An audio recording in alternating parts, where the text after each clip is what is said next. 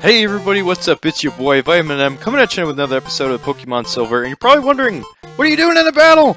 Well, I just want Cyndaquil to get to level 12 here for him to learn Ember. So this is going to be your first Fire-type move that he can learn, and there's something I forgot to explain when it comes to having moves that are the same type as your Pokemon.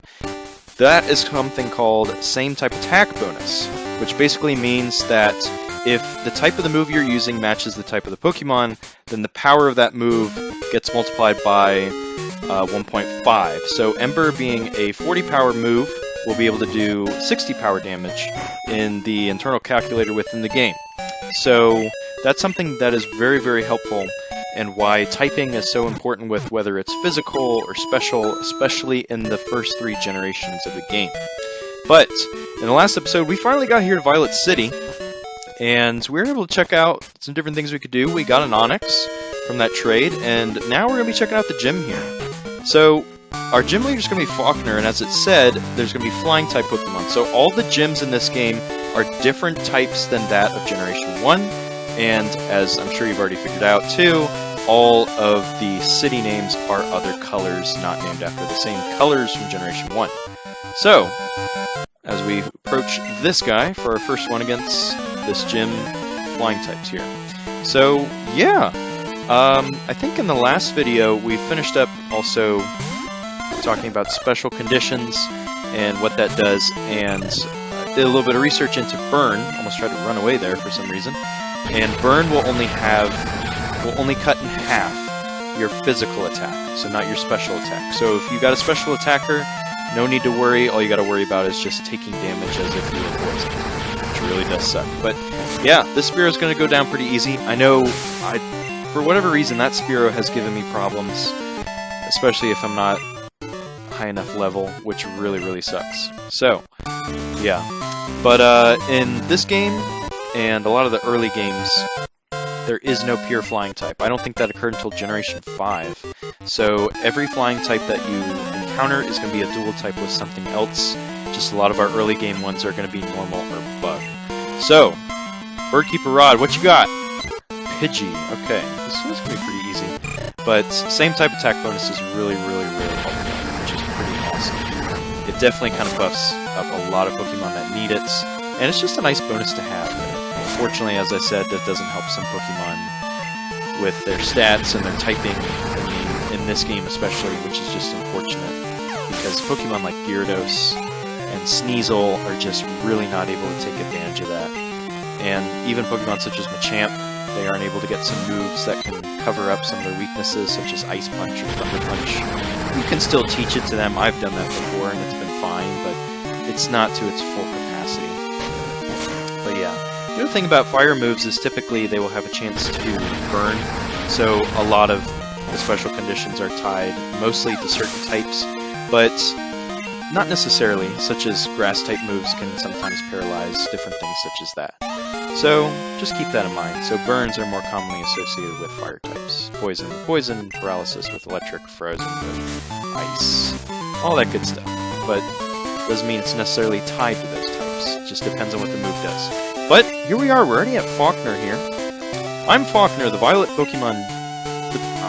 every time I want to say Violence, Pokemon Gym Leader. I'm the Violet Pokemon Gym Leader. You would expect him to say City. People say you can clip flying-type Pokemon's wings with a jolt of electricity. Yeah, you can. It's fun. Basically, up to this point, we haven't been able to acquire any electric types. I won't allow such insults to bird Pokemon. I'll show you the real power of the magnificent bird Pokemon. And here we are at our first big boss fights. Second if you want to count Vitamin P. But anyways, Leader Faulkner wants to battle. This is our first gym battle out of 8. Let's go! He's starting off with Pidgey, level 7, normal flying type. Abilities do not exist in this game. There are no held items on these gym leaders, which is really, really nice. Unlike the remakes. Its only moves are Tackle and Mud Slap. Mud Slap you want to be careful of, especially if you have Cyndaquil, because Mud Slap is a ground type... Whoa, that almost took him out. Mud Slap is a ground type move, so it'll be super effective against Cyndaquil, and it is able to damage, and it will lower accuracy at the same time. And having your accuracy lowered is never any fun. Trust me. but Vitamin P figured his way around that. But with that, Pidgey's going to go down pretty easily. And let's see what else he's got. Leader Faulkner wants to use Pidgeotto. Now, this Pidgeotto will give you a lot of trouble if you're not high level or if you don't have just some strong Pokemon on your side. If you got Chikorita, you better have another backup plan. But anyways, we're going to stick it out here. Pidgeotto, level 9, normal flying type. Its moves, Tackle, Gust, and Mud Slap. That Gust can really ruin your day if you're not careful. So just keep that in mind here. It's level 9, it doesn't even make sense. You can't even get Pidgeotto with Pidgey until it's level 15. I mean, this is just flat out illegal right here. This is dumb. Oh, crap. Oh, no. Cynical, no. Come on. Don't miss, dude. Woohoo! Critical hit, alright. Cynical gained 217 experience points. That's a lot at this point. And Leader Faulkner is going to go down just like that. How about that? Darn, my dad's cherished bird Pokemon. Yeah, he couldn't even get his own Pokemon. Alright, take this. It's the official Pokemon League Zephyr Badge. But I mean, I've got 900 Pokédollars for winning. Send some to Mom. I forgot to note that the gym leader music is awesome in this game. Bioman received the Zephyr Badge. This is going to be your first badge here out of 8. The Zephyr Badge raises the attack power of Pokemon. So, gym badges will be able to allow you to do different things on the overworld, or they might buff up your Pokemon a little bit. And like I mentioned earlier in the last episode, with trading Pokemon, they will be able to obey you, which will be really nice. It also enables Pokemon to use Flash if they have it anytime. Here, take this too. So Flash is going to be an HM move that allows, basically, it's a move that you can use in the overworld. That's what HMs are. I think it means hidden machine. And if you teach that to a Pokemon, that Pokemon will be able to use it in the overworld. So if you remember Dark Cave, they'll be able to eliminate that. But besides that, you really don't need Flash for the main adventure. Vitamin received TM31. So TMs are technical machines. You put it in the TM pocket. By using a TM, a Pokemon will instantly learn a new move. Think before you act. A TM can be used only once. Yes, this isn't Generation 6. Strategy is important. I will defend that. TM31 contains Mud Slap. It reduces the enemy's accuracy while it causes damage. In other words, it is both defensive and offensive. So each gym leader is going to give you a TM, and its badge will allow you to do some different things, whether that's using a move in the overworld, or allowing certain Pokemon to obey you, but... Alright, looks like we're going to call from Professor Elm. Hello, Vitamin M. We discovered something about the egg. Okay, nice. My assistant is at the Pokemon Center in Violet City. Could you talk to him? Okay. I know Pokemon Heart Gold and Soul Silver, he'd be at the Mart, which always confused me the first time I played. I do want to heal first before I talk to him. But yeah, so different gym badges will allow you to do different things, whether that's in the overworld or not, and each one will give you a TM. And that TM is going to be one of the moves that's on at least one of their Pokemon that they use. So we're fully healed here, and let's go ahead and talk to his aide right here. Vitamin M, long time no see. Professor Elm asked me to find you. He has another favor to ask, because he can't do anything himself. This is just the main plot point of every Pokemon game. I'm too old and lazy. I know I'm busy, but I'm more lazy, so I gotta get a 10-year-old to do everything for me. Kids should just run the world, maybe. Would you take the Pokemon egg? Alright, sure. My man received the egg. So this is a new mechanic in this game where Pokemon are now able to breed as they introduce genders, male and female, and eggs can come about that.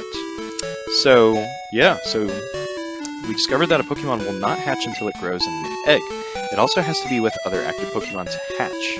Vitamin M, you're the only person we can rely on. Please call Professor Elm when that egg hatches. Alright, so that's pretty cool. So eggs are a new mechanic that's introduced in this game, and you can get them, but you have to walk, I believe, 5,000 steps or so, and since abilities aren't a thing, sudden things such as Flame Body can't cut that in half. I think certain eggs take more steps, but you basically have to walk around with the egg in your party for it to hatch, and this egg is basically introducing that plot point. This was something new to this game that is very basic and found in every single other game. But yeah, you can get an egg of basically any Pokemon, and you can use it to breed, which will allow it to learn certain moves that a Pokemon couldn't otherwise learn. So that can be really helpful for competitive play or just in a story mode, but I never really went out of my way for that in the story mode, unless it was with one Pokemon in particular, especially the Tyrogue family, with Hitmontop, making sure he has some good fighting moves. But anyways, yeah, that's really largely what that's all about. So, yeah. So let's see what else is up around here. So we can go out to this way over here, and I think there would be a patch of grass over this way, actually. So, let's see what's up over here. Let's see if we can head this way. Huh. Alright, interesting. Looks like we can't move anywhere. What? Hey! I was going to snap that tree with my straight arm punch, but I couldn't. I'm a failure. So it looks like there's a weird tree blocking the way there, which is kind of interesting. But, yeah. So we got the Ruins of the Alph also here. This is the north entrance. I'll be getting to that in another video here. But yeah. So, pretty good stuff right here. So yeah. So now that we have the gym badge, we're now able to go down this way as that guy stopped us. And if you mentioned Faulkner actually said, you know, jolts of lightning, all that stuff, well, electric types are now available to us on this route. And yeah, so this route actually has quite a bit of Pokemon that are actually available to you. I don't remember exactly what this route is called, so I want to say, I think this is Route 32. Pretty sure. But yeah, this should be Route 32. So you can actually find a lot of different Pokemon right here. And this is actually a really, really nice route because there's a lot more choices that are going to finally be made available to you in this game because of that. So starting off, the new Pokemon that you can find here is Ekans, is a poison type, only available to users of Silver and Crystal at this point in the game. Ekans is okay. It's more of a physical attacker, and it doesn't really get a lot of poison moves to help it out. You would think Bite would be helpful, but that's a special attack in this game, which is kind of meh. But I don't know. It's not that great. It's really nothing to write home about. I don't really recommend it. And then also on this route there is Wooper, which is a water ground type. Excellent type. Only has... Crap, I'm gonna get locked in a battle here. Darn it. Well, I would have had to fight him anyways, but Wooper is going to be a water ground type. Excellent type as it only has one weakness, grass, and that's a quad weakness. It gets water moves, it gets ground moves, it's very, very bulky, and it can hit pretty hard. The only downside really is that it's going to be going almost last. It's kind of slow, and it's available in all versions of the game. If you had Gold or Silver, this is where you would start to encounter Hoppip along your way. So, just keep that in mind with that. And finally, there's another Pokemon on this route that you can get, and that is Mareep. Mareep is an electric type, and it really, really hits hard with its special attack, but it's definitely a lot slower.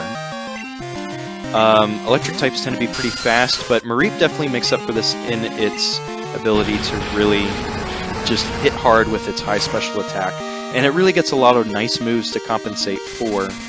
Oh no, Supersonic, that's going to confuse us.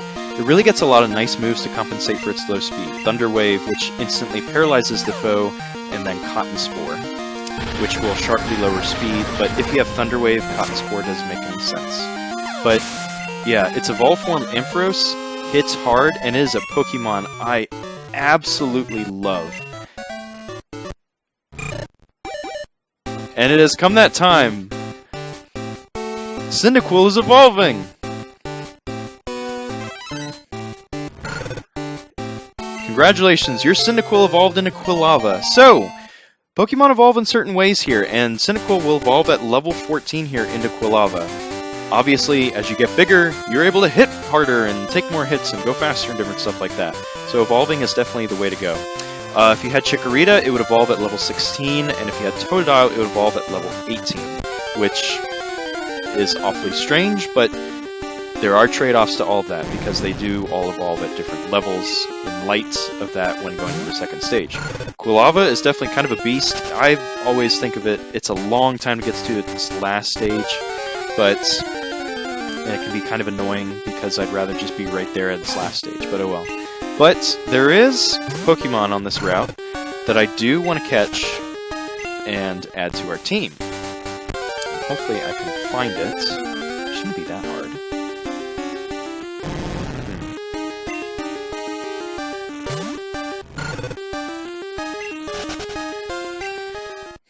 well, I think I'll leave the suspense up to you guys. But anyways, in this episode, we really just gave Faulkner what for. And yeah, that was pretty awesome. We got our first gym badge and we're all set. So next time in Pokemon Silver, we're going to be adding a new team member to our team. We're going to be training him real hard as we get straight into the action with him. I'll leave you guys in the suspense with that. But anyways, like, comment, subscribe, all that good stuff. And I'll be seeing you guys in the next video. Vitamin M, I'm out.